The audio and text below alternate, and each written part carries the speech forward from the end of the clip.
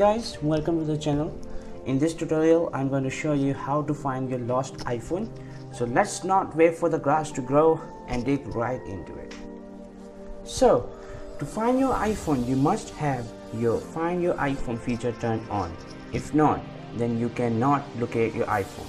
For future, follow the steps I'm going to show you that will turn that feature on. Now what you have to do is go to your iPhone in your settings and then go to Apple ID settings, look for your device, and in your device look for Find Your iPhone and turn that feature on. Now suppose that your iPhone is lost and you want to track down its location.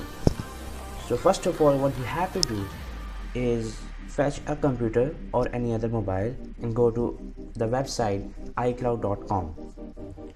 Log in with your Apple ID and now click on Find My iPhone.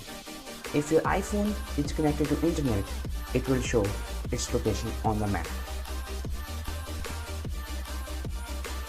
Yeah.